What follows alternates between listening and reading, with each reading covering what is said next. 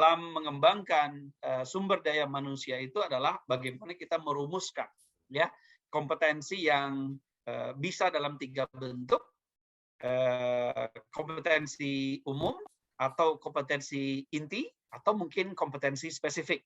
Nah, hari ini kita bersama dengan ahlinya. Beliau adalah konsultan HR dan tentunya memiliki reputasi dan jam terbang yang tinggi, dan beliau akan saling sharing dengan kita bersama nanti. Teman-teman juga boleh untuk sharing, mengajukan pertanyaan, mengajukan pendapat, boleh menggunakan kolom chat, dan kita akan secara khusus menyediakan sesi tanya jawab di akhir sesi nanti. Sebelumnya, saya akan memandu sebagai moderator. Saya Abdi, nama lengkap saya Abdi Hamdani, dan saya adalah praktisi HR. Sehari-hari saya memimpin divisi Human Capital di PT Mutasa Indonesia, perusahaan pengolahan rempah terbesar di Asia Tenggara. Dan hari ini saya beruntung bersama dengan Pak Hendy dan teman-teman sekalian, bersama dengan SDM Cendikia. SDM Cendikia adalah salah satu platform kelompok asosiasi perkumpulan dari para penggiat SDM, penggiat HC, dan kita selalu dalam frekuensi tertentu, periode tertentu, rutin menyelenggarakan webinar dengan format pembahasan bagian-bagian atau unit-unit dalam pilar-pilar yang ada di dunia human capital atau HR. Nah, untuk membangun kompetensi ini, kamus kompetensi ini akan menjadi salah satu topik yang akan kita bahas, dan malam ini kita akan mendapatkan pengantarnya, dan kita merencanakan akan ada sesi workshop ya, mulai dari simulasi sampai nanti kita mendampingi teman-teman. Kalau tertarik nanti bisa ikut, mulai dari bagaimana kita crafting, mendesain, kemudian kita mendevelop sampai teman-teman melakukan simulasi, mengembangkan sendiri, dan kita akan bisa saling berdiskusi nanti untuk bagaimana merumuskan kamus kompetensi di perusahaan masing-masing. Itu sebagai pengantar dari saya, dan kita akan segera mengundang Pak Hendy untuk berbagi dengan kita, dan sekaligus diawali dengan perkenalan. Mungkin Pak Hendy tadi saya sudah sampaikan sekilas, dan mungkin bisa disambung nanti oleh Pak Hendy untuk perkenalan yang lebih detail dan bisa langsung masuk ke materi. Untuk itu, teman-teman, mari kita berikan tepuk tangan virtual untuk Pak Hendy untuk segera memulai sesinya. Silakan, Pak Hendy. Baik, terima kasih Pak Abdi. Assalamualaikum warahmatullahi wabarakatuh. Selamat malam, teman-teman semuanya. Pada kesempatan pada malam hari ini, malam yang produktif, kita memanfaatkan malam minggu ya Pak Abdi sama teman-teman untuk saling berdiskusi, bertukar pikiran, saling menambah ilmu. Pada malam hari ini kita akan diskusi mengenai bagaimana kita itu merancang model kompetensi bagi karyawan. Izin saya share screen terlebih dahulu. Ya, lebih detail ada beberapa workshop untuk membangun bagaimana membangun dan membuat kompetensi karyawan itu sendiri. Izin saya perkenalkan diri saya terlebih dahulu. Saya dengan Hendy R. Piliang, saya lahir di Jakarta, tanggal 14 Agustus tahun 74. Pengalaman saya di HR, saya mulai tahun 2000, di berbagai macam perusahaan seperti di hospitality, kemudian juga di media, lalu juga oil and gas. Awal karir saya lulus tahun S1, saya lulus tahun 97, itu saya bukan berkecimpung di HR, saya masuk ke Citibank. Saya masuk ke Citibank, kemudian 3 tahun saya di Citibank, itu pun juga saya masuk di HR itu, jadi istilahnya kecelakaan. Gara-gara saya ketemu orang, ya, waktu itu bilang, this is not your passion, this is not your future, katanya gitu kan. Saya kaget. Loh, maksudnya gimana Pak? Saya bilang gitu. Ya, this is not your future, this is not your passion, katanya. Lalu di mana passion saya, katanya? HR, katanya. HR itu apa? Saya aja nggak tahu dulu tuh HR. Ya udah, saya coba, saya ikutin. Sampai sekarang tuh saya masih kecebur itu, teman-teman. Jadi Pak Abdi sampai sekarang tuh saya masih kecebur Pak dibilang HR. pengalaman saya di HR itu dari perusahaan asing, banyak di perusahaan asing dan juga di perusahaan BUMN juga.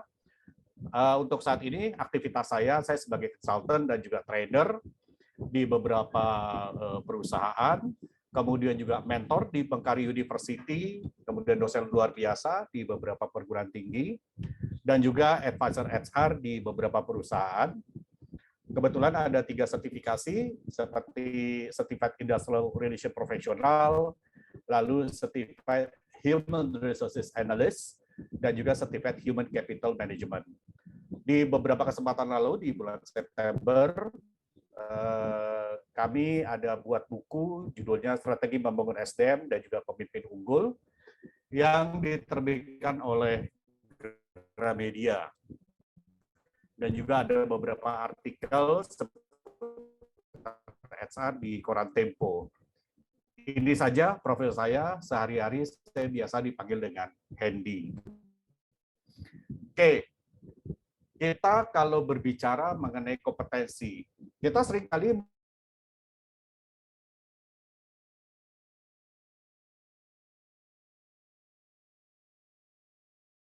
kompeten itu. Nah, ini yang yang kita harusnya tahu. Apa yang menjadi kebutuhan orang tersebut? Apa yang menjadi kebutuhan individu atau karyawan atau individu yang ada di organisasi? Kenapa mereka harus memiliki kompetensi? Nah, ini yang harus kita pahami. Sekarang begini, kalau kita melihat sebenarnya orang bekerja, ya, saya berbicara begini, orang bekerja katakanlah Senin sampai Jumat. Masuk jam 8, pulang jam 5. Akhir bulan atau awal bulan terima gaji. Begitu terus. Manajemen ngeluh, produktivitas perusahaan rendah. Kenapa rendah? Pertanyaan gitu, kenapa rendah? Ya nggak ngerti Pak, orang-orangnya itu kok nggak ngerti-ngerti. Pertanyaannya apakah orang itu paham pekerjaan atau enggak? Saya tuh selalu berbicara ketika dengan beberapa klien, keluhan mereka sama gitu, keluhan mereka sama, ya, keluhan mereka adalah saya bingung nih Pak, saya karyawan ini secara experience, secara pengalaman segala macam bagus semuanya, tapi tetap kinerja perusahaan nggak naik. Apa sebabnya gitu? Nah, ini masalah ini seringkali terjadi di organisasi atau di perusahaan. Karena karyawan yang bekerja di perusahaan itu hanya sebatas cuma bisa kerja. Bisa kerja, cuma sebatas bisa kerja. Udah. Apa yang dimaksud dengan bisa kerja? Bisa kerja, dia hanya sebatas melaksanakan pekerjaan apa yang diperintahkan oleh atasannya. Kamu kerjakan ini, sore kamu harus selesai, kamu laporan ke saya. Walaupun mereka udah punya job description, tupoksi, uraian tugas, mereka udah punya. Tapi kebanyakan yang rata-rata karyawan kerjakan itu sifatnya adalah sepertinya rutinitas. Nah, ini masalahnya di mana? Masalahnya di mana? Karena kebanyakan SDM yang ada di perusahaan itu, mereka hanya sebatas bisa bekerja, bukan paham bekerja. Bedanya di mana kalau bisa sama paham? Sekarang kalau kita melihat, orang bisa kerja sama orang paham bekerja. Kalau orang bisa bekerja, semua orang pasti bisa bekerja. Pasti bisa bekerja. Teman-teman misalkan ketemu orang gitu, kamu bisa komputer? Bisa Pak. Kamu bisa ngetik? Bisa Pak. Coba kamu input data, kamu buat laporan kayak gini, ini contohnya kamu buatkan laporan seperti ini. Ini dokumennya, kamu tinggal input data. Bisa kerja. Tapi apa dia mampu kerja? Pertanyaannya itu, apa dia mampu kerja atau enggak? Ya kan? Belum tentu mereka tuh mampu kerja. Nah, taunya di mana orang itu nggak mampu kerja? Sekarang gini deh, teman-teman di industri, entah di perusahaan, entah di perguruan tinggi, ya kan? Tanya aja, coba dijelaskan pekerjaannya secara detail bisa apa enggak? Bisa nggak dia menjelaskan pekerjaan dia secara detail? Udah, nggak usah yang lain-lain dulu deh. Bisa nggak? Rata-rata kalau karyawan itu ditanya, individu kalau ditanya, Mereka suka bingung, oh kerjaan saya banyak Pak. Iya, kerjanya banyak, cuma kerjanya ngapain? Mulai mereka tuh, oh apa ya kerjanya saya? Itu saja sudah menunjukkan orang tersebut sebenarnya nggak mampu bekerja loh. Dia sendiri masih bingung kerjanya apa, padahal itu yang dilakukan setiap hari, setiap minggu, setiap bulan, bahkan yang setahun sekali. Menjelaskan pekerjaan secara sederhana aja mereka nggak bisa. Jadi gimana orang-orang seperti ini? Nah, ini yang jadi apa? Yang jadi masalah sebenarnya dalam satu organisasi. Orang-orang tersebut, apa mereka itu paham terhadap pekerjaan? Saya suka ketemu gitu ya. Saya suka ketemu. Bahkan seorang manajer pun, seorang GM pun, kepala divisi pun, ditanya kerjaan timnya apa saja. Nanti dulu Pak, saya pikir-pikir dulu. Loh, kok dipikir-pikir dulu? Ini kerjaan Anda setiap hari loh. Perusahaan punya kebutuhan. Ya kan? Perusahaan punya kebutuhan. Perusahaan punya bisnis plan. Kebutuhannya apa saja? Sebutkan kebutuhan perusahaan. Saya inginnya karyawan ini yang seperti ini. Dijelaskan. Kemudian masuk lagi, karyawan yang punya kompetensi A, B, C, D, E, jelaskan. Tapi apakah si pemegang jabatan atau job holder, mereka udah memenuhi setidak-tidaknya standar kompetensi di masing-masing level jabatan udah atau belum? Rasa-rasanya belum. Kok bisa belum, Pak? Pengalaman mereka lama. Nanti dulu. Itu pengalaman dia mengerti pekerjaan, ya, atau dia pengalaman durasi waktunya. Contoh nih, kebetulan saya punya ada klien perusahaan retail. Saya tanya, seorang finance accounting manager, kebetulan ibu-ibu, Bu, udah berapa lama di sini, Bu? Saya sudah 15 tahun, Pak Hendy. Oke, 15 tahun. 15 tahun, Ibu di perusahaan ini? Iya. Menjadi seorang manajer, Ibu sudah berapa tahun? 15 tahun. Oh, berarti sebelum di sini apa Ibu sudah bekerja? Saya sudah bekerja. Sebelumnya apa Ibu manajer atau tidak? Saya manajer. Pertanyaan saya, Anda sudah berapa lama jadi manajer? Dia bilang 15 tahun. 15 tahun padahal itu durasi dia kerja di perusahaan retail. Sebelumnya dia udah manajer. Pertanyaan sederhana pun dia nggak bisa jawab loh. Pertanyaan sederhana dia nggak bisa jawab. Boro-boro orang tersebut bisa memenuhi target perusahaan. Perusahaan punya standar kinerja, boro-boro dia bisa memenuhi target seperti itu. Kalau dia sendiri aja nggak paham apa yang dilakukan. Contoh misalkan, Anda sebagai finance accounting, apa yang Anda lakukan? Buat P&L, buat laporan keuangan, bikin hitung forecast segala macam. Terus Anda sudah memperkirakan belum kira-kira dalam satu tahun inflasi itu setiap bulannya itu naik berapa persen sih atau turun berapa persen sih? Anda udah tahu market Anda belum? Nah, contoh sederhana seperti ini, apakah orang tersebut paham terhadap pekerjaan? Banyak tuh saya temui ya, kebetulan saya kan juga sebagai headhunter juga. Kebetulan ada satu posisi sebagai HR manager. Saya lagi nyari HR manager. Wah, di CV-nya itu tulis cakep bener itu. Bagus CV, dia nguasain ini segala macam achievement. Saya nanya cuma satu. Anda tahu konsep talent management nggak? Saya tanya. Apa jawabannya? Pernah dengar sih Pak Hendy, tapi saya tidak tahu. Lah, itu ditulis di CV-nya.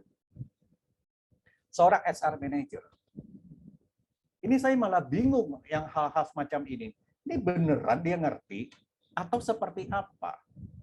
Nah, sebenarnya kalau kita berbicara lagi, bahwa dalam organisasi, ya, SDM itu mereka harus memiliki kompetensi. Kompetensi itu sendiri gunanya adalah untuk meningkatkan kinerja perusahaan. Udah nggak ada yang lain. Cuma itu meningkatkan kinerja perusahaan. Kalau kinerja perusahaan meningkat, artinya perusahaan itu juga semakin menambah revenue-nya. Artinya juga karyawan pasti terkena imbasnya. kadang-kala atau seringkali kita melihat karyawan suka ngelihatnya nggak ke sana. Ngelihatnya nggak ke sana. Sama juga misalkan, kemarin waktu tahun lalu kebetulan saya sedang pendampingan dengan salah satu perusahaan besar, saya tanya, kebutuhan Anda di tahun 2022 itu, kebetulan saya tanya si sales-nya itu, Vice President Sales, wah jabatannya VP loh, saya tanya, kebutuhan revenue Anda di tahun depan itu berapa? 40%, Pak. 40%. Oke, 40%. Kemudian kebutuhan SDM-nya itu berapa? Biaya SDM Anda udah hitung atau belum? Nggak bisa jawab dia. Nggak bisa jawab dia. Kenapa dia nggak bisa jawab? Berarti dia nggak ngerti kerjaan. Oh, dia seorang vice president, sales. Masa ya nggak ngerti pekerjaan? Tapi untuk hal semacam itu, dia nggak paham. Oh, harus begitu ya, Pak? Loh iya. Anda mesti ngitung berapa biaya SDM-nya. Kemudian juga target 40%. Anda standar minimumnya nggak dari 40%. Anda udah tentukan belum? Nggak bisa jawab. Tim Anda ada berapa orang? Ada 7 orang, Pak. Saya butuh lagi 7 orang lagi. Nanti dulu, sebelum Anda butuh 7 orang lagi, tambah 7 orang. Anda sudah yakin belum 7 orang yang sekarang ada di organisasi Anda, di departemen Anda, di divisi Anda, itu sudah bekerja sesuai dengan job desk? Saya tanya itu dulu. Oh sudah, Pak. Kompetensi mereka bagaimana? Nggak usah diragukan, Pak. Nanti dulu, kita berbicara kompetensi. Kompetensi seorang manajer, kompetensi seorang sales, kompetensi seorang vice president pasti berbeda. Itu nggak bakalan sama. Nggak bakalan sama. Sehingga apa? Sehingga ketika seseorang dia berada di posisi staff, dia ingin naik menjadi seorang supervisor. Dia ingin naik menjadi seorang assistant manager atau manager. Apa yang mesti dipenuhi? Kompetensi apa yang mesti dipenuhi kalau dia menjadi seorang manajer misalkan? Itu dulu. Sehingga ada gambaran bagi si karyawan, oh kalau saya mau jadi seorang manajer, berarti saya harus memenuhi kompetensi apa saja menjadi seorang manajer. Kebanyakan yang saya suka temui, manajer pun suka nggak punya konsep loh. Suka berpikirnya tuh tidak berpikir secara strategis. Nggak punya strategic thinking, pemikiran secara strategik. Dia bangga dengan manajernya, tapi konsep menjadi seorang manajer aja dia nggak tahu. Oh ini bahaya ini seperti ini. Banyak nggak? Banyak terjadi perusahaan-perusahaan seperti ini. Karena kenapa? Nah inilah kekurangan kita. Kita harus akui kekurangan kita. Ketika ada jabatan ke kita, oh kita bangga kita seorang manajer. Saya manajer Pak. Saya GM Pak. Saya supervisor Pak. Tapi Anda tahu nggak? Apa menjadi kompetensi seorang manajer? Anda tahu nggak kompetensi menjadi seorang assistant manager? Apa itu, Pak? Ya, untuk hal-hal itu aja mereka nggak ngerti. Nah, di sini sebenarnya kalau kita berbicara bahwa kita akan melihat dulu kondisi yang ada di organisasi saat ini, orang-orangnya, pertama, mereka apakah sudah menjalankan pekerjaannya sesuai dengan job desk-nya atau belum? Itu dulu. Sebelum kita masuk ke kompetensi. Itu dulu, kita masuk itu dulu. Dia udah bekerja sesuai dengan job desk-nya atau belum? Tiba-tiba perusahaan, Pak, boro-boro job desk kita aja nggak pernah lihat job desk kita seperti apa. Nah ini kan sebanyak juga cerita perusahaan-perusahaan itu dia terima karyawan, dia hire karyawan. Ketika di hire karyawan, ini job desk kamu, ini target kamu, ini apa namanya sasaran kerja kamu. Harusnya dikasih seperti itu. Ini enggak. Oke, terima kasih segala macam. Nih ya, nanti Anda lakukan A, B, C, D, E. Jadi selama ini yang ada di mindset karyawan, kebanyakan mereka itu kerja by order. Kerja hanya berdasarkan perintah. Kenapa begitu? Karena salah dari awalnya.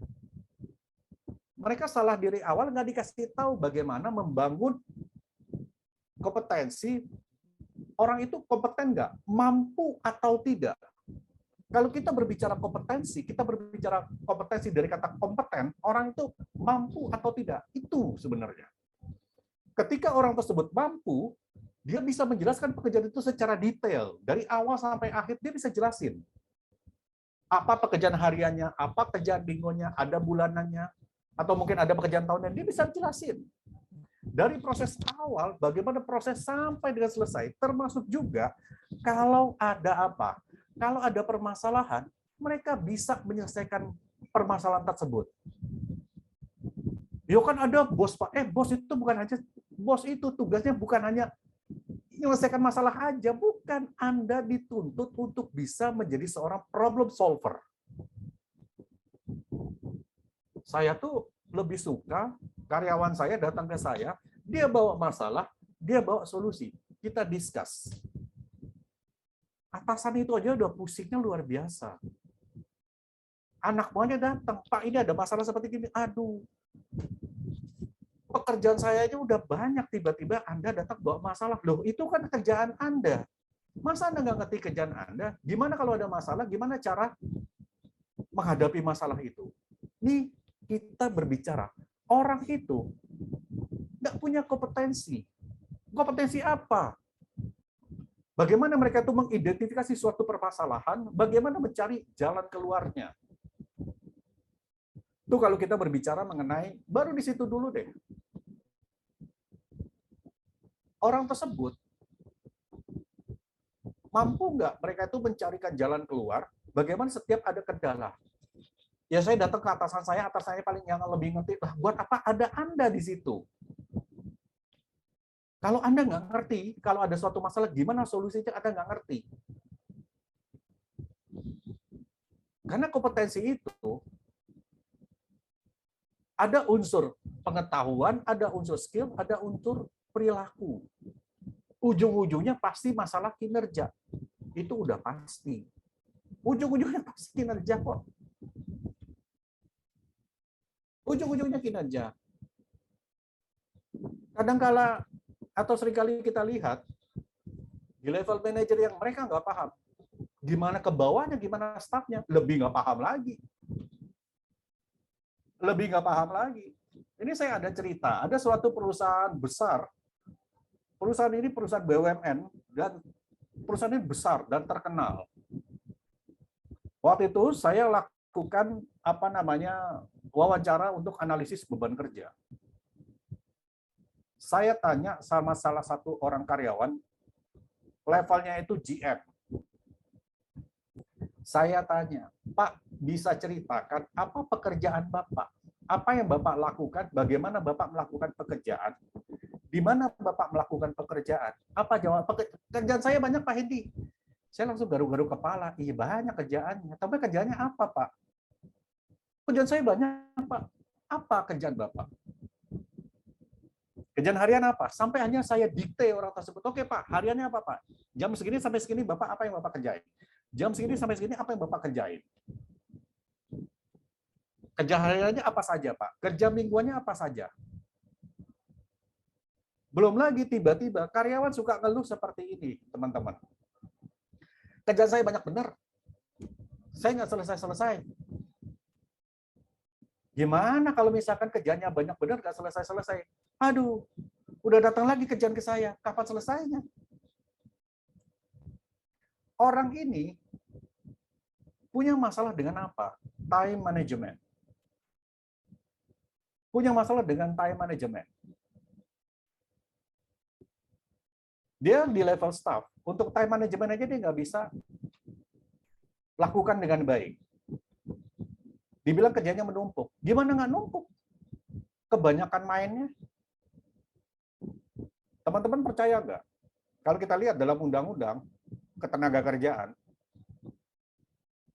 jam kerja itu dalam satu hari adalah 8 jam. Dipotong 1 jam istirahat kan, Senin sampai Jumat. Maksimum 40 jam dalam seminggu. Beneran kerja 7 jam nggak? Kita potong 1 jam. Beneran kerja 7 jam apa enggak? Rasa-rasanya enggak. Karena kebanyakan, rata-rata akhirnya survei, ya setelah dilakukan survei, rata-rata karyawan itu bekerja hanya maksimum 5,5 jam dalam satu hari. Sisanya kemana? Pertanyaan gitu kan, sisanya kemana? Yang 1,5 jam lagi kemana? Bulak-balik ke toilet, mohon maaf yang ngerokok, izin ngerokok dulu, sebat dulu Pak, sebatang dulu, ya kan? Ini menunjukkan dari sisi time management, dia aja udah lemah. Bagaimana dia bisa bekerja yang lain lagi? Ketika tadi orang ditanya, paham nggak tata ada pekerjaan? Dia nggak paham pekerjaannya, dia cuma tahu pekerjaannya aja. Secara knowledge bisa dipastikan orang tersebut kurang. Sudah pasti kurang. Tapi dia nggak mau dibilang kurang. Oh, saya sudah pengalaman Pak di sini. 5 tahun, 10 tahun. Tapi ketika ditanya apa yang menjadi pekerjaan Anda, dia nggak bisa jawab. Kemampuannya apa saja? Nih, kalau berbicara skills ya, sampai sekarang ini, saya tuh masih suka melihat, bahkan sampai level tertinggi pun, level apa namanya, level GM, level apa namanya, senior manager, itu lemah dalam skill. Misalkan, bagaimana cara mereka itu mengoperasikan komputer. Untuk ngetik di Word saja, mereka masih suka bingung. Pakai Excel aja masih suka bingung. Itu dasar, itu basic. Padahal level mereka itu manager, level mereka GM. Banyak yang seperti itu. Jangankan hal itu, nulis email pun mereka kadang suka acak-acakan. Jadi apa yang dikuasain? Oh, dia ini cuma player. Apa itu player? Pemain. Not talent, bukan talent. Karena kenapa? Dia hanya sebatas bisa bekerja, tapi dia tidak mampu bekerja. Termasuk juga masuk di situnya adalah attitude, perilaku. Perilaku tersebut sudah bisa membuktikan bahwa orang tersebut matang atau tidak menjadi seorang pemimpin. Nggak usah ngomong pemimpin. Matang nggak dia menjadi seorang manajer deh, atau supervisor? Matang nggak dia di situ? Orangnya suka marah-marah segala macam. Ini bagaimana? Nah, dari sini sebenarnya kalau kita melihat, kompetensi itu cakupannya banyak banget. Banyak banget, untuk setiap level jabatan itu banyak banget. Kita baru berbicara seorang manajer, dari sisi leadership. Banyak yang menjadi kompetensi seorang leader itu apa? Banyak benar. Kan kita suka melihat, anak buahnya ada masalah, lempar semuanya ke HRD. Lempar aja ke HR. Saya balikin Pak ke HR. Lah fungsi Anda sebagai seorang manajer ngapain? Fungsi Anda sebagai seorang manajer itu ngapain? Anda punya kompetensi nggak menjadi seorang manajer? Untuk mengelola tim. Untuk mengelola tim aja, mereka nggak bisa. Tapi mereka selalu mengatakan, saya mampu, saya bisa. Nah, ini menunjukkan dari sisi leadership-nya aja, sisi kompetensi leadership-nya aja, orang ini lemah. Karena tadi seperti yang dibilang oleh Pak Abdi di awal tadi, ketika kita membuat suatu kamus kompetensi, kita nggak berbicara 1 hari, 2 hari, nggak berbicara 1 bulan. Itu bisa lama. Kenapa lama? Karena setiap perusahaan pasti mereka punya standar masing-masing. Nggak mungkin sama. Standar punya masing-masing. Visi-misinya aja berbeda. Visi-misi perusahaan berbeda. Nah, ketika kita berbicara visi-misi, tahu nggak visi-misinya? Tahu nggak visi-misi perusahaan? Rata-rata orang nggak tahu. Karena kebanyakan visi-misi itu ditempel di lobi kantor, ditempel di meeting room. Tanya, visi-misi perusahaan apa? Nggak bisa jawab. Padahal kalau ditanya, sebenarnya tujuan perusahaan apa? Tujuan perusahaan ada di visi-misi. Udah selesai. Cuma kan orang suka nggak memikirkan apa itu visi-misi. Ketika ada satu perusahaan mengatakan visinya adalah menjadi perusahaan to be a good world class hospitality. World class hospitality, perusahaan hospitality kelas dunia. Nanti dulu ketika Anda mengatakan bahwa perusahaan ini akan menjadi perusahaan kelas dunia loh, secara servis. Kalau kelas dunia berarti dari apa? Dari sisi profesionalisme, dari sisi penguasaan pekerjaan, dari sisi penguasaan bahasa asing. termasuk juga dalam pengelolaan risiko pekerjaan. Itu mereka juga harus melihat. Karena kenapa? World class services, layanan kelas dunia. Ketika kita berbicara layanan kelas dunia, itu bukan kelas lokal lagi, udah bukan kelas nasional, tapi udah dunia. Standarnya udah tinggi. Pertanyaannya, karyawan udah siap atau belum? Pertanyaannya udah siap atau belum? Karena sebenarnya dengan adanya kompetensi, ketika perusahaan menetapkan kompetensi, ini loh kompetensi perusahaan seperti ini. Itu besar loh, banyak sekali. Kalau dibuat satu buku itu bisa tebel itu kalau kamus kompetensi. Karena kenapa? Setiap level, setiap jabatan itu berbeda-beda. Setiap level itu semua ada standar kompetensi. Seperti yang tadi saya bilang, saya ingin menjadi seorang manajer. Apa yang harus saya butuhkan? Artinya apa? Dia harus bisa memenuhi standar kompetensi minimum. Minimum standar kompetensinya dulu deh. Bagaimana supaya saya bisa mencapai standar kompetensi itu? Nah, itu dicari. Benar-benar orang yang mampu bekerja tadi. Bukan hanya orang bisa kerja loh. Ketemu kita, kamu bisa kerja? Bisa, Pak. Kamu bisa komputer? Bisa, Pak. Kamu bisa ngetik? Bisa, Pak. Udah, dia bisa bekerja. Bisa kerja. Tapi apa dia mampu? Belum tentu. Karena ketika perusahaan sudah punya konsep, perusahaan itu sudah punya konsep kompetensi, dia sudah buat kompetensi itu dengan baik. Mereka akan lebih gampang mereka untuk mencari talent. Apa itu talent? Talent itu sebenarnya mereka itu menjadi next future leader. Talent itu akan menjadi next future leader sebenarnya. Itu yang harus kita tahu sebenarnya. Jadi balik lagi nih, kita bekerja, orang kerja, individu kerja di perusahaan. Tahu nggak mereka tujuan mereka itu apa? Tujuan kita dapat gaji, Pak. Sudah pasti dapat gaji. Tapi gimana supaya gaji kita itu bisa bagus yang kita terima? Harus disesuaikan dengan apa? Dengan kemampuan. Dengan kemampuan. Kadang-kala di level manajer pun, yang tadi saya bilang, mereka tuh minim kompetensinya. Kalau perusahaan punya kompetensi, ya, punya kamus kompetensi, mereka dengan mudah bisa mencari talent. Itu satu. Yang kedua, karyawan, mereka itu untuk mendapatkan posisi atau jabatan itu sudah mereka ready, udah siap. Jadi nggak perlu dicari-cari lagi. Berapa persen sih karyawan yang kerja di satu perusahaan, rata-rata standar kinerjanya itu di atas 90%? Berapa banyak? Bisa dihitung pakai jari. Karyawan yang kerjanya meet requirement itu banyak. Terus karyawan yang di bawah kompetensi berapa banyak? Banyak juga. Perusahaan melihat kondisi seperti ini nggak bisa ngapa-ngapain. Ujung-ujungnya ngeluh.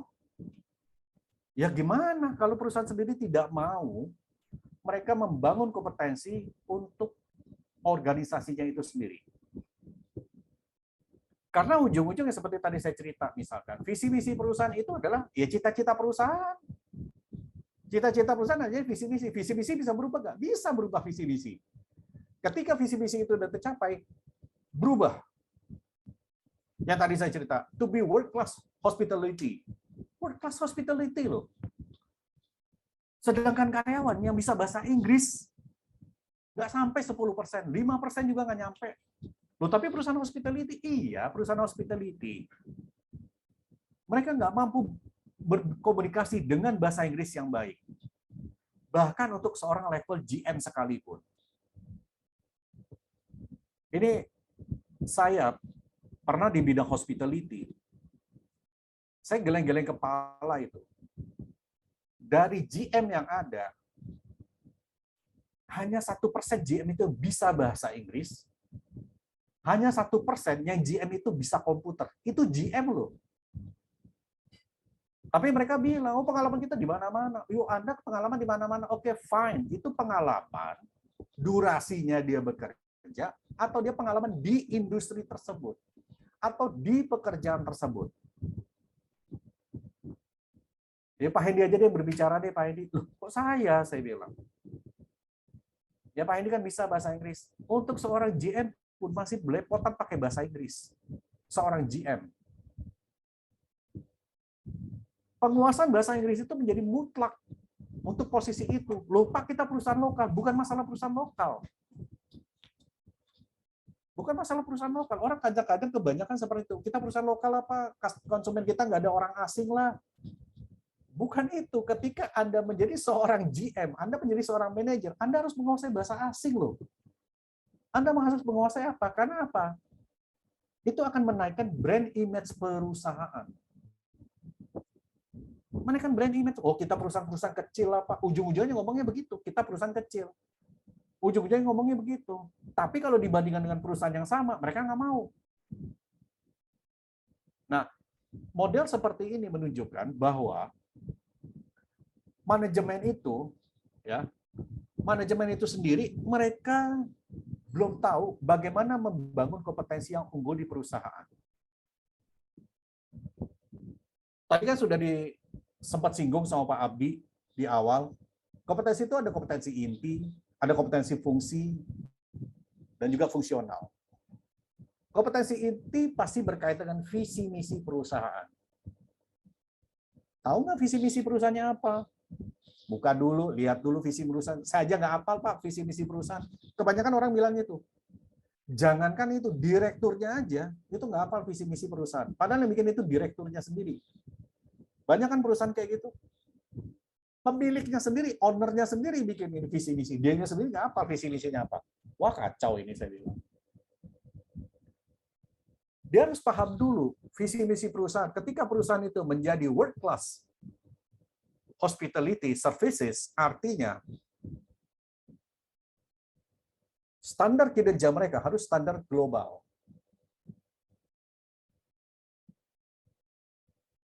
Cara mereka bekerja itu cara mereka secara global. Cara berpikir mereka, konsep mereka dalam bekerja itu juga secara global. Artinya mereka bukan di level yang lokal. Maksudnya level lokal gimana? Di lingkungan internal mereka saja. Nah, hal-hal semacam ini yang kita sering ketemu di perusahaan. Yang sering ketemu di perusahaan dengan adanya kondisi seperti ini menunjukkan bahwa perusahaan itu dalam membangun kinerjanya, dalam membangun organisasi yang baik, mereka harus membangun kompetensinya itu. Perusahaan punya visi misi, perusahaan punya budaya kerja. Mereka bikin corporate values, corporate culture. Udah sampai ke sana atau belum? Udah sampai ke sana atau belum? Kan perusahaan suka pakai tagline-nya, pakai motto, ditulis. Harusnya menggambarkan ke karyawan itu seperti itu. Ketika saya kerja di perusahaan media, saya membuat media itu artinya apa? Seorang media berarti mereka harus kreatif, imajinatif. Mereka harus seperti itu. Dan harus berpikir secara inovatif. Hanya saya buat kompetensinya tuh kreatif.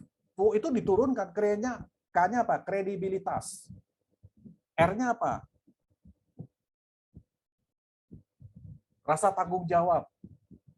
Edukatif, antusias, teamwork, inovatif, fokus. Itu diturunkan. Artinya, semua karyawan dari level bawah sampai level atas, mereka harus punya kreativitas dalam bekerja. Itu bisa diturunkan kreativitas tersebut. Bisa diturunkan bagaimana cara mereka itu berpikir secara kreatif.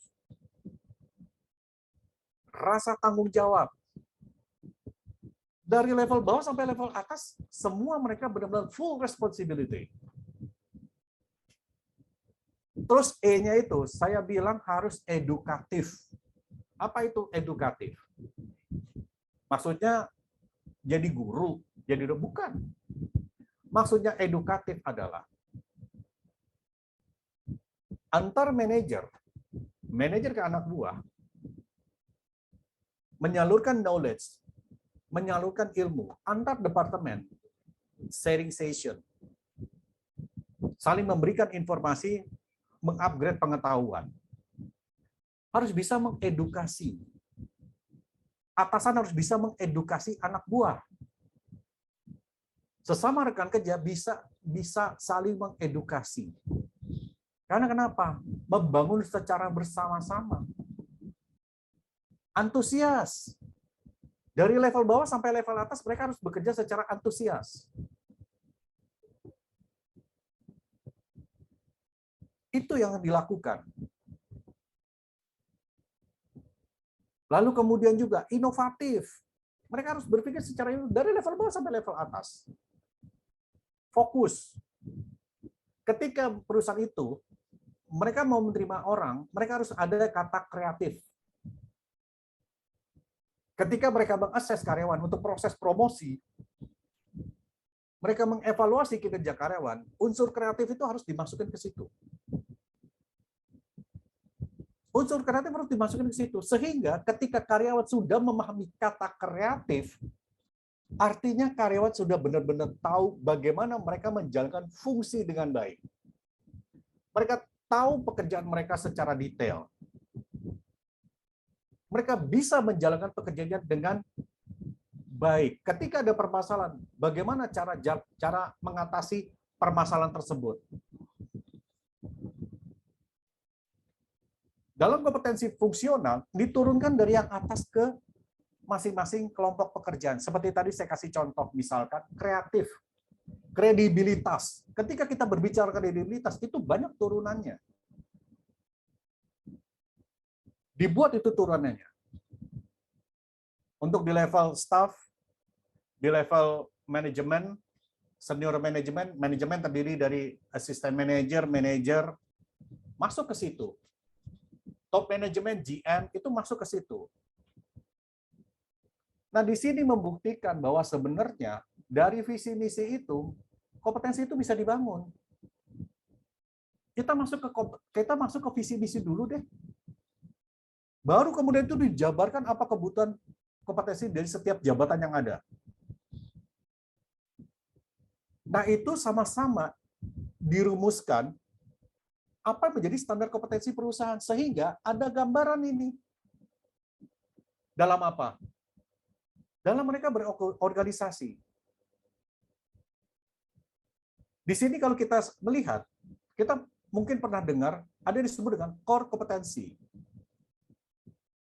Di level manajerial, change leadership, developing others, business orientation, strategic marketing. Di level non-managerial, analytical thinking, continuous learning, technical expertise, conceptual thinking. Yuk kita bedah. Change leadership. Setiap ada perubahan apapun, seorang manajer itu mereka siap. Kadang-kadang kalau kita lihat, tiba-tiba bisnis perusahaan berkembang, ya, strategi perusahaan berubah, si manajernya sendiri juga udah cari masalah. Banyak nggak? Banyak. Permasalahan yang seringkali terjadi adalah di level manajer, bagaimana mereka membangun timnya itu dengan baik. Mampu nggak membangun tim dengan baik? Contoh gini, saya bercerita waktu saya dulu kerja di BUMN, itu di perusahaan hospitality. Ada unit bisnis kami itu ada di daerah Biak, Papua, remote area. Secara jualan bagus GM ini. Bagus secara jual, tapi secara attitude jelek banget. Kenapa jeleknya? Orang itu sudah bekerja 25 tahun, 5 tahun lagi dia mau pensiun. Apa yang terjadi? Ketika dilakukan audit, ada suatu temuan. Dan itu melibatkan GM-nya. Saya nanya sama atasannya, Emang ibu nggak tahu anak buah ibu seperti apa? Loh itu kan bagus Pak Hendy jualannya. Iya. Saya nggak ngomongin masalah jualannya, tapi saya ngomongin masalah attitude-nya. Ternyata dia korupsi 10 tahun. Dia korupsi 10 tahun. Itu seorang manajer, saya bilang. Itu seorang GM tuh kayak gitu. Mentalnya aja masih belum bisa terbangun dengan baik. Mentalnya udah terbangun dengan baik atau belum? Belum. Dari sini kelihatan bahwa orang yang sudah level GM pun secara mental itu belum terbangun. Artinya apa? Kompetensi dia menjadi seorang manajer itu nggak ada sama sekali. Karena kenapa? Dia harus bisa menilai risiko. Mana risiko yang bisa mereka minimalisir, mana yang risiko mereka bisa hadapi. Karena risiko itu nggak mungkin dihilangkan. Diminimalisir pasti bisa. Kita nggak mungkin ngilangin risiko. Risiko pasti ada kok. Cuma diminimalisir harus dilakukan. Mampu nggak seorang GM tersebut, seorang manajernya? Ternyata nggak mampu. Malah dia sendiri masuk kepada hal tersebut. Dia sendiri bermain-main terhadap risiko. Mereka tidak memikirkan. Nah, dari sini contohnya saja sudah kelihatan bahwa dari sisi leadership-nya aja nggak ada, bukan kurang, nggak ada sama sekali. Cek deh, para manajer itu punya business orientation apa enggak? Rata-rata enggak. Kenapa saya bilang enggak? Harusnya seorang manajer itu mampu menjelaskan setidak-tidaknya apa bisnis perusahaan itu kan baik. Oh, itu tugasnya marketing, Pak. Bukan. Manajer pun harus tahu bisnis perusahaan. Siapa kompetitornya? Berapa besar segmen marketnya? Itu mereka harus tahu. Apa menjadi kelebihan perusahaannya dan apa titik lemah perusahaan, itu pun mereka harus tahu loh. Di sini saja sudah menunjukkan dari sisi kompetensi manajerialnya udah kurang. Karena mereka nggak tahu untuk masalah business orientation. Lalu kemudian juga di level spesialis, konsep berpikirnya ada atau tidak. Ini kalau kita berbicara konsep berpikir, di sini ada disebut dengan analytical thinking. Orang nulis analytical thinking. Anda sudah melakukan itu, sudah menganalisis atau belum? Fungsi analisisnya jalan apa enggak? Anda bisa melakukan analisis apa enggak? Dan yang paling banyak yang seringkali terjadi, ketika orang lama di posisi, dia merasa dia superpower. Oh, saya paling hebat. Oh, saya paling hebat, saya paling mampu. Saya pernah waktu itu, Pak Hendy di industri ini baru setahun lah Pak Hendy. Iya, di industri itu saya baru setahun. Tapi di pekerjaan ini, saya udah lebih dari setahun, sudah lebih dari 5 tahun, sudah lebih dari 10 tahun. Pak Hendy nggak ngerti apa-apa. Pernah saya ketemu kondisi seperti itu. Oh ya sudahlah, saya bilang. Mungkin kompetensi saya kurang gitu kan. Nah, ini menunjukkan, dari contoh ini aja menunjukkan bahwa sebenarnya orang kalau udah ada di posisi tertentu, mereka tuh tidak mau menambah pengetahuan mereka. Saya pribadi sampai sekarang saya masih belajar. Apa itu HR? Apa perubahannya? Bagaimana menghadapi suatu permasalahan hubungan industrial? Bagaimana cara membangun konsep yang baik? Saya masih belajar. Karena kenapa? Ilmunya masih kurang. Kenapa masih kurang? Kalau saya mengatakan saya paling hebat, saya ngapain? Nah, kita tetap harus belajar. Oh, ternyata ada konsep seperti ini. Oh, ada metode seperti ini. Itu kita harus pelajari dan kita harus ketahui bagaimana cara kita membangun pengetahuan kita. Banyak orang yang bilang, saya lebih senior dari Anda. Biarin aja Anda lebih senior dari saya. Itu tadi sisi apa? Jangka waktunya kan. Apa berarti orang lebih senior itu lebih mampu? Belum tentu. Apa berarti orang yang sudah di level GM, sudah level manager, berarti lebih menguasai semuanya? Belum tentu juga. Tadi saya waktu itu kejadian nyata loh, saya tanya, Ada anak buah Bapak itu melakukan kesalahan, bagaimana saya balikin aja ke Pak Hendy sebagai HRD. Lah fungsi Bapak sebagai GM apa? Dari sini sebenarnya kelihatan bahwa orang tersebut minim kompetensi. Dari sisi leadership-nya aja udah minim. Konsep berpikirnya aja udah kurang. Dia bisa melakukan analisis atau enggak. Itu aja udah jauh. Nah, dari sini sebenarnya kalau kita melihat ya bahwa sebenarnya masalah-masalah itu sering kali terjadi di perusahaan. Karena kenapa? Hal-hal semacam ini yang kurang. Yang dicari apa? Pengalaman, skills. Belum tentu orang pengalaman 10 tahun dia menguasai pekerjaan itu secara detail. Belum tentu. Belum tentu. Karena kita juga mesti melihat bahwa orang-orang tersebut, mereka mampu menguasai pekerjaan itu dengan baik atau tidak. Tahu nggak apa pekerjaannya? Tahu nggak menjadi tujuan daripada pekerjaan itu apa? Jangan-jangan nggak tahu lagi. Oh saya tahu Pak, ya pasti tahu, saya udah 10 tahun, saya udah 15 beneran, Anda tahu. Yakin. Yang tadi aja saya cerita itu GM yang katanya sudah 30 tahun di perusahaan, dia nggak bisa jelasin apa pekerjaannya. Pekerjaannya dengan tahu. Tapi dia bilang, saya tahu pekerjaan saya banyak. Iya, pekerjaan Anda banyak. Tapi Anda sendiri nggak bisa menjelaskan apa pekerjaan Anda. Nah, dari sini kita bisa melihat sebenarnya bahwa sisi lemahnya perusahaan itu, mereka tuh tidak punya kompetensi. Mereka harus membuat kompetensi itu. Mereka harus buat kompetensinya. Dari core kompetensi utama, dari sisi manajerial, dari sisi teknisnya juga, itu saling melengkapi. Sehingga nanti manajemen ketika mereka melakukan promosi, misalkan mereka melakukan ini strategi dalam pengembangan SD, mereka tahu. Kan kalau kita lihat begini nih, ada suatu posisi kosong di perusahaan, jabatannya ada, orangnya nggak ada. Perusahaan cenderung cari kandidat dari luar. Tapi mereka nggak dulu di dalam. Padahal itu sebenarnya, kalau misalkan SDM yang ada, mereka mampu dan mereka punya kesempatan, itu jauh lebih baik. Kenapa Anda hanya merekrut dari luar? Kalau dari luar kita dapat pengalaman baru, Pak. Iya.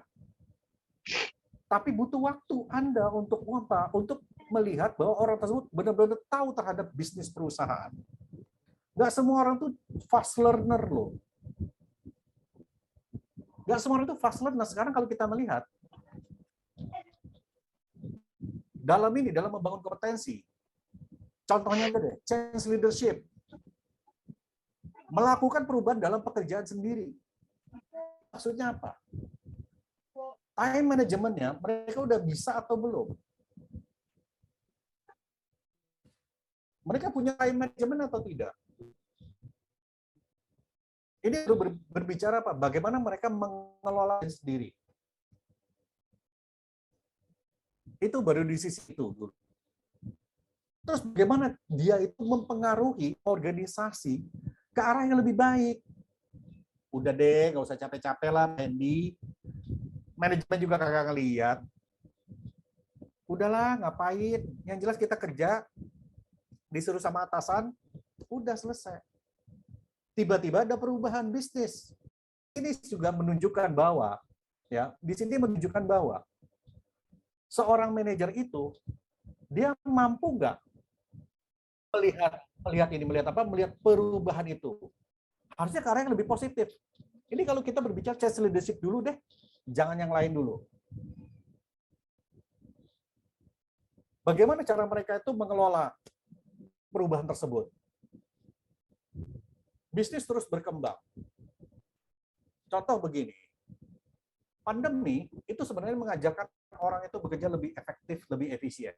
Secara nggak sadar, orang itu secara tidak sadar, karyawan itu dengan adanya pandemi, mereka dipaksa dalam tanda kutip, mereka harus memahami bekerja secara lebih efektif lagi sama efisien. Sebagian besar industri kecuali manufacturing, itu bisa diselesaikan dengan baik. Apalagi sekarang kalau dilihat, teknologi sudah semakin canggih, sudah semakin maju. Mau nggak mau, orang dipaksa harus mengikuti teknologi tersebut. Sebelum pandemi, banyak dari kita nggak tahu Zoom itu apa. Saya kebetulan kenal Zoom itu sekitar tahun 2000 berapa ya? 2015 saya kenal Zoom. 2016 saya kenal Zoom. Dulu orang nggak pernah kenal istilah webinar. Saya kenal webinar itu tahun 2012. Masih dari luar itu yang disebut webinar tuh apa, saya tuh nggak ngerti apa. Setelah dengan adanya pandemi ini, orang tahu, oh webinar tuh ini. Sekarang orang tahu, oh webinar. Dulu orang mana tahu webinar. Dari sini bisa dilihat sebenarnya, dengan adanya pandemi, kita diajarin melek terhadap teknologi. Mau nggak mau kita belajar terhadap teknologi. Bagaimana kita bekerja dengan menggunakan teknologi? Bagaimana kita bekerja dengan menggunakan science? Ini salah satu cara yang harus dikuasai. Termasuk juga perusahaan-perusahaan itu sekarang itu mereka secara satu persatu sudah mulai ke arah digital. Karena mereka nggak mau lagi dengan cara yang konvensional, terlalu lama pakai cara yang cepat. Karena bisnis cepat. Nah, kalau berbicara seperti ini, itu manajernya udah siap atau belum? Manajernya udah siap atau belum? Kan yang harusnya adalah manajernya harus siap. Supaya apa? Supaya kalau terjadi ada perubahan, mereka langsung berubah, mereka langsung bisa menggerakkan timnya. Coba aja dicek, itu manajer, mereka udah paham belum terhadap perubahan? Change leadership-nya ada atau tidak? Bahkan sekarang di era VUCA, Volatile Uncertainty Complexity Ambiguity, sekarang ini, menjadi seorang manajer itu harus agile. Apa itu agile? Lincah.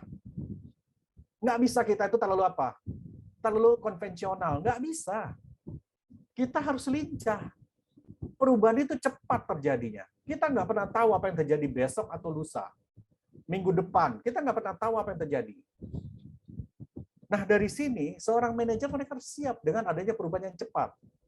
Sehingga, untuk kedepannya mereka harus tahu bagaimana cara mereka itu membangun timnya dengan baik. Terus bagaimana cara kita memulainya, Pak? Buat dari langkah awal terlebih dulu. Sebelum kita membuat kompetensi, kita buat langkah awalnya dulu. Sasarannya apa? Maksudnya di sini levelnya apa yang mau kita dijadikan pemetaan? Sasarannya adalah gini, sasaran terhadap organisasi perusahaan. Pasti berhubungan dengan pada visi misinya. Untuk semua level harus dibuat.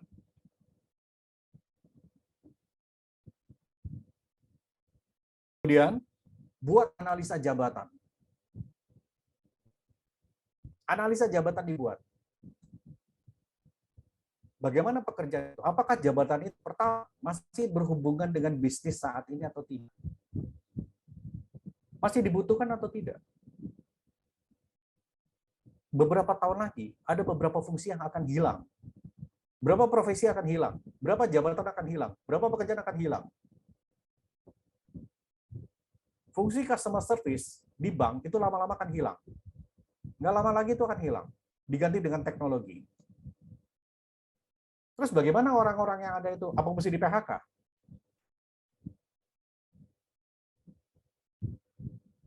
Kita menganalisa jabatan. Jabatan itu pertama dulu deh.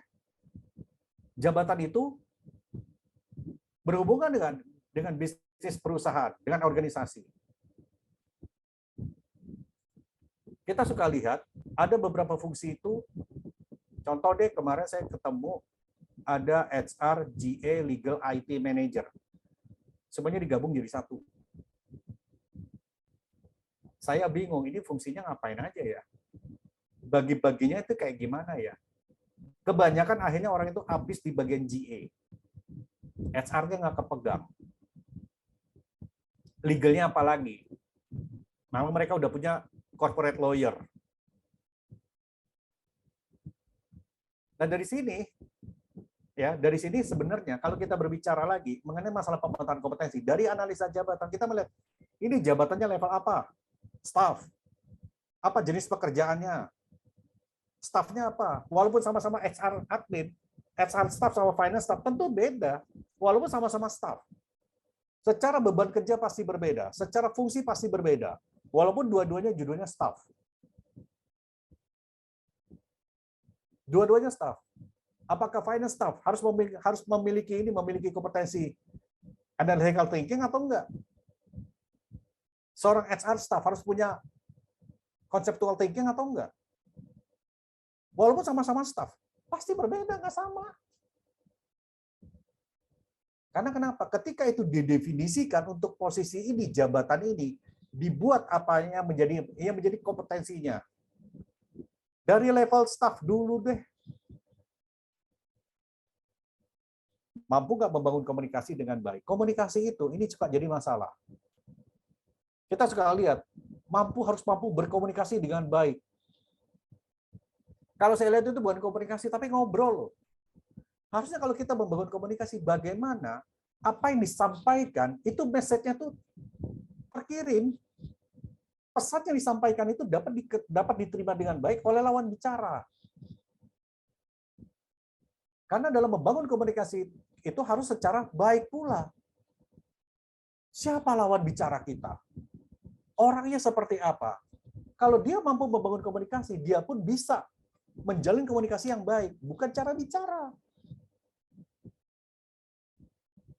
Nah, ini yang mesti harus dipahami. Untuk level, misalkan level staff. Kemudian naik lagi level supervisor. Beda lagi kompetensinya. Itu pasti nggak sama. Nggak sama kompetensinya. Bahkan kemarin ada perusahaan, mereka mengharapkan semua karyawan untuk semua level, dari level staff sampai level GM, kompetensi yang mereka bilang adalah semua karyawan harus jualan. Everybody is salesman katanya. Kenapa? Iya, semua orang harus bisa jualan produk kita, Pak. Semua orang harus bisa jualan jasa kita, Pak. Ketika mereka ketemu dengan orang luar, ditanya, Anda kerja di mana? Bidang pekerjaannya apa? Mereka mampu menjelaskan. Bahkan mereka mampu menjual perusahaan itu, jasa perusahaan kepada pihak lain. Dia sampai bilang itu, everybody is a salesman, Pak. Semua karyawan itu salesman, Pak. Loh, saya finance kok suruh jualan juga? Iya, Anda harus jualan. Maksudnya jualan bukan Anda door to door. Bukan Anda cari klien, bukan. Tapi bagaimana menjual perusahaan itu, membangun image perusahaan itu. Sampai sebegitunya. Karena mereka bilang, kalau nggak seperti itu, karyawan yang di sales dan marketing, mereka punya beban yang tinggi. Teman-teman divisi lain bilang, mana jualannya? Karena dia cuma ngandelin satu departemen aja, satu divisi aja. Nah, kalau mereka itu semua everybody is salesman, artinya karyawan itu semua mampu mereka menjual perusahaan itu kepada pihak lain. Sekarang, orientasi bisnis perusahaan itu seperti apa? Seorang sales, seorang marketing, mereka harus tahu sosial media. Mereka harus tahu sosial media, sosmed. Kekuatan sosmed itu kekuatan jualan. Itu di situ. Oh, nggak usah lah Pak, saya GM lah, saya manajer, nggak perlu lah saya. Karena kenapa? Itu dalam rangka membangun bisnis Anda. Dengan adanya sosial media, perusahaan menjadi lebih terangkat. Oh, mereka lihat, oh ternyata perusahaan ini bagus. Oh, berarti kalau perusahaannya bagus, karyawannya pasti bagus. Orang pasti akan berpikir seperti itu. Ternyata perusahaannya doang yang bagus, dalamnya nggak bagus. Nah, di sini menunjukkan bahwa semua karyawan menjadi seorang sales, semua karyawan harus tahu tentang sosial media. Kenapa karyawan harus tahu sosial media? Semua informasi ada di situ. Mereka dapat membangun corporate image, mereka dapat membangun corporate branding, bahkan mereka dapat membangun personal branding itu di situ. Gunakan sosial media. Oh, saya nggak biasa lah Pak, posting, saya nggak biasa lah ini. Padahal sekarang sudah berubah konsepnya. Dari konsep itu menunjukkan bahwa salah satu contohnya, dengan aja kondisi seperti ini, era VUCA, teknologi digitalisasi semakin masif sekarang masuk ke kita, mau nggak mau semua karyawan harus melek terhadap teknologi. Setidak-tidaknya semua karyawan harus tahu itu apa sosmed. Kalau Anda kerja di kami, mereka harus tahu itu sosmed. Mereka harus berpikir kreatif. Semua karyawan harus berpikir kreatif. Loh, saya finance, Pak. Finance harus berpikir kreatif. Loh, iya. Anda pun harus bisa berpikir kreatif. Bukan berarti seorang finance dia mencatat keuangan, uang masuk, uang keluar, dia mencari dana dari pihak luar. Nggak hanya itu aja, tapi bagaimana cara mereka itu mempertahankan finansial perusahaan dengan baik.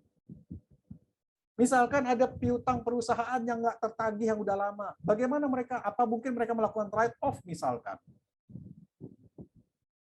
Itu harus dipikirkan, karena kenapa? Kalau ketika mereka melakukan write-off, mereka harus memikirkan risikonya apa. Kinerja mereka kan jadi terhambat dengan adanya piutang yang tinggi, yang tagih misalkan tinggi. Kalau itu dikurangin, beban perusahaan juga akhirnya berkurang. Nah, itu salah satunya kompetensi secara berpikir analisis, analytical thinking. Harus ada di situ. Dibuat juga perilaku utama. Kan sekarang BUMN itu mereka membangun amanah. Ya kan, akhlak, terus ada beberapa turunannya. Kebetulan Mas Menteri BUMN itu dulu mantan atasan saya tuh, teman-teman, waktu di perusahaan media. Akhlak itu dia pernah cerita, ya sebenarnya saya nyontek waktu perusahaan kita dulu Pak Hendy, katanya. Oh gitu Pak, saya bilang. Dulu kan Pak Hendy pernah bikin kreatif, ya kita coba di sini. Oh gitu. Mereka bikin seperti itu, amanah. Tapi apakah benar-benar semua akhlak, apakah semua karyawan di BUMN sudah pakai konsep itu atau belum? Itu turunannya luas itu. Akhlak, amanah, terus apalagi tuh, motivasi apa gitu kan? Itu harus mereka bangun dan itu diturunkan. Nah, dari sini sebenarnya perusahaan juga harus tahu apa yang menjadi perilaku utama mereka. Dulu waktu saya bekerja di Citibank, orang bilang, oh Citibank itu sekolahannya para banker. Saya dulu waktu masuk Citibank, saya juga bingung, apa yang maksud dengan sekolahan para banker? Apakah semua lulusan Citibank itu pasti diterima di semua bank? Saya pengalaman cuma di Citibank aja, udah itu saya nggak pernah masuk bank lagi saya. Perusahaan luar perbankan saya. Ternyata itu sekolahan para banker. Setelah saya lihat, oh mereka itu membangun tanggung jawab semua level karyawan, tanggung jawab terhadap pekerjaannya masing-masing, dan mereka harus mampu bertindak sesuai dengan jabatannya masing-masing. Citibank dulu pernah punya tagline, The City Never Sleep. Waduh, The City Never Sleep. Artinya apa? Semua karyawan bekerja secara dinamis. Semua karyawan bekerja bertanggung jawab. Semua karyawan harus fokus bekerja. Semua karyawan punya sasaran kerjanya. Semua karyawan punya targetnya. Ketika itu baru dibuat matriksnya. Duduk bareng-bareng. Nih untuk level staff apa yang menjadi kompetensi. Untuk level supervisor apa. Untuk menjadi manajer apa saja. Sehingga ada gambaran. Nah, dalam membuat kompetensi itu pun, ya, sebenarnya ada teknik dalam membuat kompetensi. Gimana caranya? Ada 3. Ada berdasarkan riset, strategi, sama berdasarkan nilai. Oh, karyawan itu mengerjakan standar pekerjaannya seperti ini. Ambil dari contoh karyawan standar kinerjanya sudah bagus, yang tinggi. Itu mesti dibuat. Terus, perusahaan juga harus tahu apa yang akan terjadi setidak-tidaknya 5 tahun ke depan deh. Kebutuhan apa kira-kira yang diperlukan? Saat ini aja, karyawan itu harus melek teknologi itu aja belum mampu. Masih belum mampu. Jangankan melek teknologi, nulis email aja suka salah. Apa masalahnya? Ya mereka nggak tahu gimana mereka tuh ketika mereka menduduki suatu jabatan, tugas mereka apa, fungsi mereka apa, kriteria apa yang dibutuhkan oleh perusahaan, mereka juga sebenarnya nggak paham. Nulis email aja mereka nggak bisa. Masa nggak bisa apa nulis email? Maksudnya nulis email, bagaimana cara menulis email itu dengan baik? Bagaimana berkomunikasi dengan email itu yang baik? Bagaimana berkomunikasi dengan WhatsApp, dengan sosial media itu yang baik? Itu salah satu contohnya. Nah sekarang strategi ke depan, kira-kira kompetensi yang dibutuhkan apa? Kompetensi apa yang dibutuhkan 5 tahun ke depan? Apa yang menjadi kebutuhan sekarang? Apa yang menjadi kebutuhan 5 tahun ke depan? Kita lihat dulu deh sekarang apa yang terjadi. Secara perlahan, orang sudah tidak menggunakan lagi mesin fotokopi. Semua by email, semua by WhatsApp. Pakai Telegram, pakai WhatsApp, pakai email. Nggak perlu, Pak. Kita go green. Kan banyak tuh yang kayak gitu. Kita go green, Pak. Udah langsung di-approve, sign digital. Sah demi hukum nggak? Sah demi hukum. Itu sah demi hukum. Nah, dari hal-hal semacam ini menunjukkan sebenarnya perusahaan harus mampu juga kira-kira apa yang menjadi kebutuhan kompetensi di masa mendatang. Harus bisa memperkirakan sesuai dengan industrinya masing-masing. Sekarang kita lihat fungsi customer service di bank. Kalau dulu hanya mereka memberikan informasi, sekarang informasi cukup dengan security mereka udah terlatih. Bikin rekening nggak harus datang ke customer service, secara digital pun bisa. Print buku tabungan udah nggak datang lagi ke teller atau customer service, secara swadaya pun bisa, ada mesinnya. Bikin kartu sendiri. Nah ini sebenarnya kalau kita melihat teknologi itu menjadi hal yang mutlak sebenarnya. Mampu nggak kita menghadapi teknologi tersebut? Dan tentu pastinya semua harus disesuaikan dengan nilai-nilai perusahaan. Values-nya apa aja. Ya kan? Harus disesuaikan. Karena untuk memenuhi standar sesuai dengan nilai perusahaan, itu nggak kerja sehari, 2 hari, nggak kerja sebulan, setahun. Butuh waktu bertahun-tahun, karena benar-benar harus mengokohkan nilai perusahaan tersebut. Oh, itu standar perusahaan itu. Standarnya seperti itu tuh, Pak. Kita harus pengen standar kita tuh seperti itu. Tapi juga harus adanya komitmen. Komitmen siapa? Nggak hanya komitmen manajemen, karyawan juga punya komitmen. Nilai-nilai perusahaan itu bisa dibangun dengan baik. Nih, cara kita menyusun kompetensi secara sederhana. Tadi kan saya udah bilang, visi misi perusahaan kita mesti tahu dulu. Oke, kita mesti tahu dulu visi misi perusahaan. Supaya apa? Supaya kita benar-benar tahu bisnis perusahaan itu apa.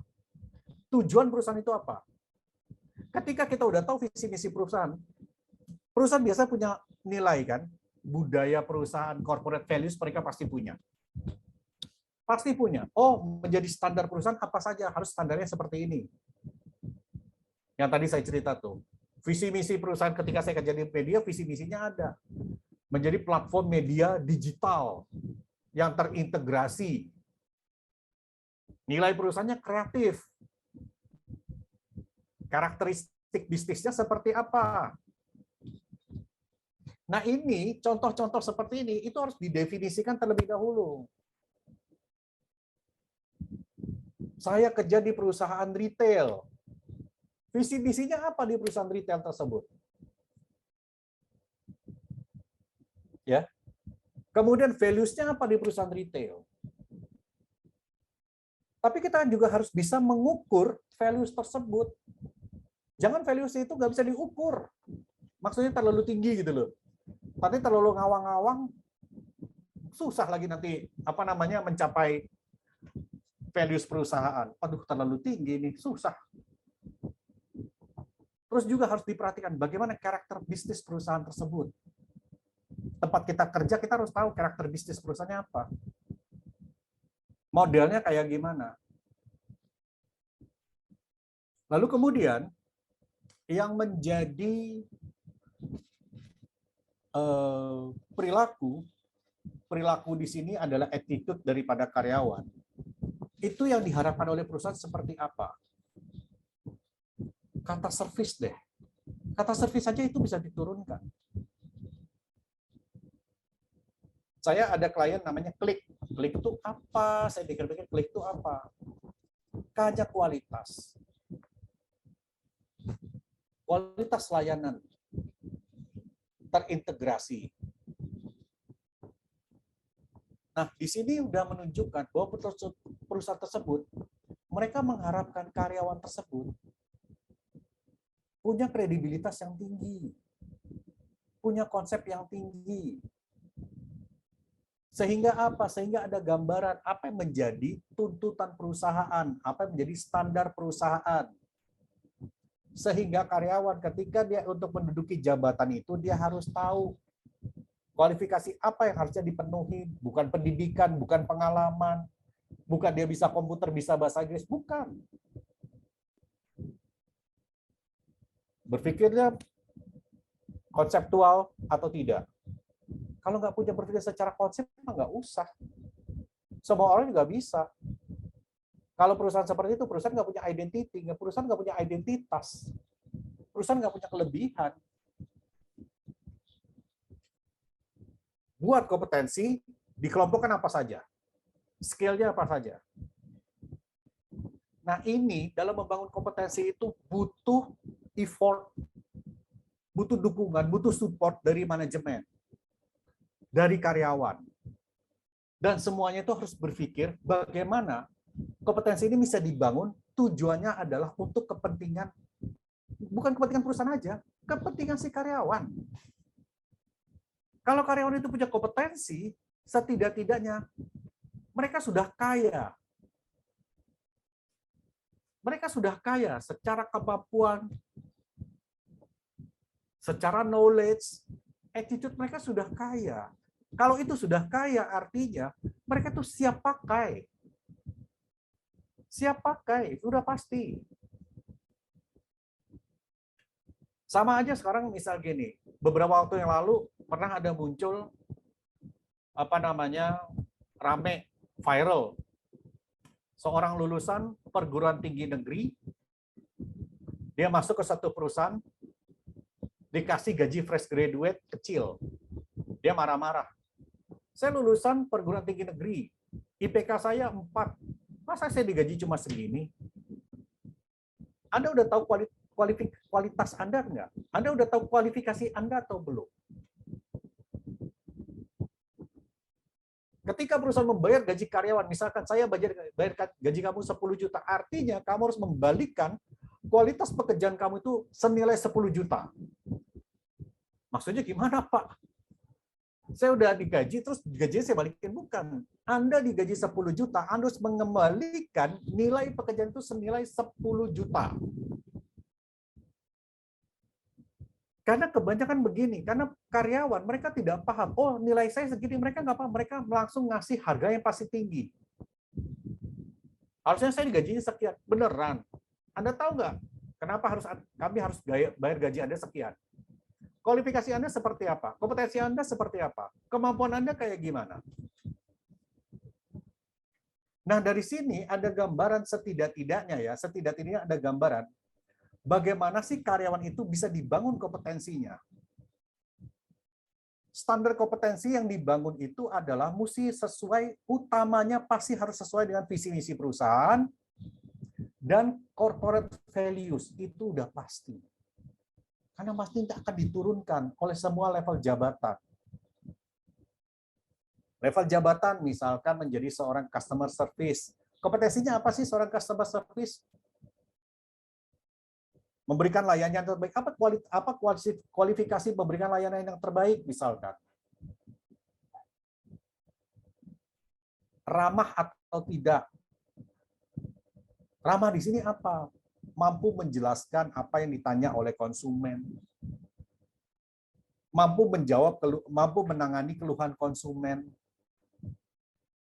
Nggak mudah menjadi seorang customer service.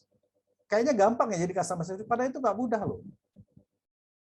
Kualitas layanan mereka memberikan service kepada konsumen, itu mereka harus punya. Mereka harus punya sensibilitas terhadap konsumen. Konsumennya ingin seperti ini. Mereka harus tangkap keinginan konsumen. Itu kompetensi. Apa kebutuhan konsumen? Mereka harus tahu. Konsumen inginnya mereka itu nyaman. Bagaimana supaya nyaman itu bisa mereka dapatkan? Dengan standar kualitas layanan yang diberikan oleh customer service.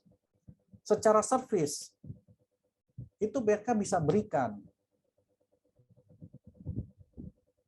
Nah, ini aja dari contoh customer service aja udah menggambarkan sebenarnya kompetensi customer service itu kayak gimana sih? Bagaimana mereka itu menghadapi konsumen itu dengan baik? Bagaimana cara mereka itu menghadapi komplainan daripada konsumen? Mereka harus bisa menganalisa apa masalahnya. Itu mereka harus punya loh, analisa masalah. Mereka harus dapat memberikan solusi. Mereka harus berpikir bagaimana jalan keluarnya. Jadi banyak standar kompetensi itu banyak untuk satu jabatan itu banyak. Makanya standarisasinya kompetensi itu mesti dibuat. Kalau perusahaan punya kompetensi, ada standarnya. Perusahaan udah nggak capek-capek lagi ketika mereka menentukan talent, ketika mereka membutuhkan SDM. Karena mereka sudah punya kompetensinya. Dari hal semacam ini menunjukkan kalau perusahaan punya kompetensi, punya kamus kompetensi, punya standar kompetensi, setidak-tidaknya manajemen itu akan lebih mudah lagi menggerakkan organisasinya. Itu yang mereka harus lakukan.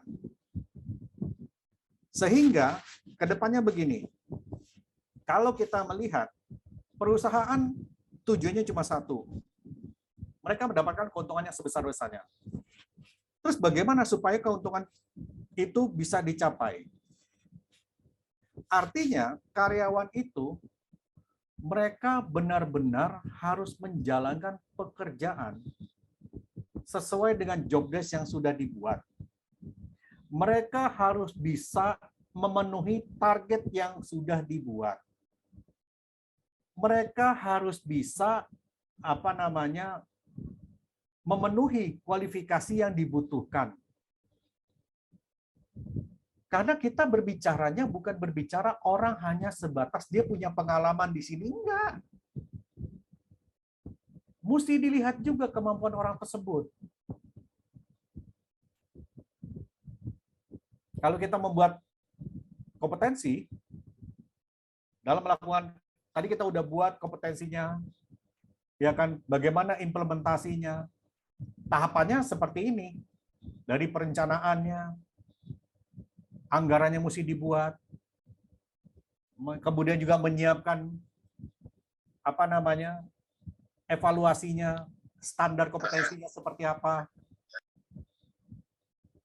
aspek-aspeknya apa saja, itu dibuat. Kompetensi, apakah bisa berubah? Itu bisa. Kapan berubahnya? sesuai dengan kondisi bisnis perusahaan. Sebuah perusahaan media, karyawan bekerja di perusahaan media, mereka itu harus tahu, paham digital. Harus tahu. Karena kenapa? Sekarang konsep sudah berubah. Dulu kita gampang ketemu orang jualan koran. Sekarang orang jualan koran tuh udah jarang. Orang lihat berita di mana? Di news portal, detik.com, Kumparan, Republika Online, ya kan, kompas.com. Nah, sekarang karyawan yang bekerja di perusahaan media, mereka harus tahu bidang digital. Digital harus apa? Serba cepat. Nggak bisa itu yang lama-lama. Orang yang kerja konvensional pasti akan tereliminasi. Udah pasti. Kemarin saya ketemu sama guru-guru yang bentar lagi dia mau pensiun. Tapi mereka masih bersemangat terus belajar. Saya tanya, kenapa masih terus pengen belajar, pengen bersemangat untuk belajar? Mereka bilang apa? Kita tetap harus tahu teknologi, kita tetap harus tahu tentang digitalisasi. Kita tidak mau ketinggalan informasi yang sekarang semakin cepat. Karena kalau kita berbicara lagi bahwa sekarang ini, kondisi sekarang ini mengubah kita, memaksa kita harus berpikir secara cepat pula. Tadi saya sudah sampaikan sekarang eranya VUCA, volatile, uncertainty, complexity, ambiguity. Turun naiknya cepat, berubahnya cepat. Mau nggak mau, kita harus cepat juga ritme pekerjaan kita. Nggak bisa kita berlama-lama. Karena kenapa? Kita dituntut. Dan di dalam melakukan suatu implementasi kompetensi itu, dari sisi perencanaan, bagaimana dokumentasinya, bagaimana anggarannya, ketika itu sudah dibuat draft itu, direview lagi. Udah sesuai belum dengan kebutuhan perusahaan? Udah sesuai belum dengan apa yang diinginkan oleh perusahaan? Apa saja yang menjadi potensi daripada kompetensi yang ada di perusahaan?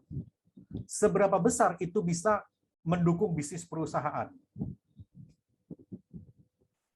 Karena kalau misalkan hal ini tidak pernah dilakukan evaluasi, tidak pernah direview, akhirnya balik lagi ke nol. Bukan kita ngisi bensin aja dimulai dari nol, tapi organisasi pun bisa mulai dari nol. Apa maksudnya mulai dari nol? Maksudnya mulai dari awal lagi? Bukan. Dari kebiasaan lama lagi. Kebiasaan lama udah masuk lagi ke situ. Mundur lagi perusahaannya, sudahlah. Nah, di sini menunjukkan bahwa kembali lagi proses itu tetap harus berjalan. Continuous learning tetap harus dilakukan. Continuous improvement tetap harus dilakukan. Karena kenapa? Itu semua saling berhubungan. Semua itu saling berhubungan. Sekarang kalau kita membuat kamus kompetensi, sederhananya gimana sih? Nih, sederhananya, kita identifikasi dulu keterampilan dari deskripsi pekerjaan apa aja. Misalkan seorang sales manager. Keterampilannya apa seorang sales manager? Mereka mampu bernegosiasi, mereka mampu melakukan penjualan dengan cara mengedukasi. Maksudnya gimana tuh? Sales education. Maksudnya seperti apa sales education? Yang dimaksud dengan sales education, kita menjual produk, kita menjual jasa. Bukan kita door to door. Tapi kita mengedukasi calon konsumen, kita mengedukasi calon nasabah. Mereka tahu bisnis kita, mereka tahu perusahaan kita. Apa menjadi kekuatan kita?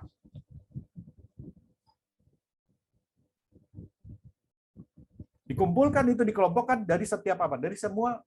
Misalkan untuk level frontliner, apa saja yang dibutuhkan? Sisi layanannya seperti apa? Itu yang harus dibangun.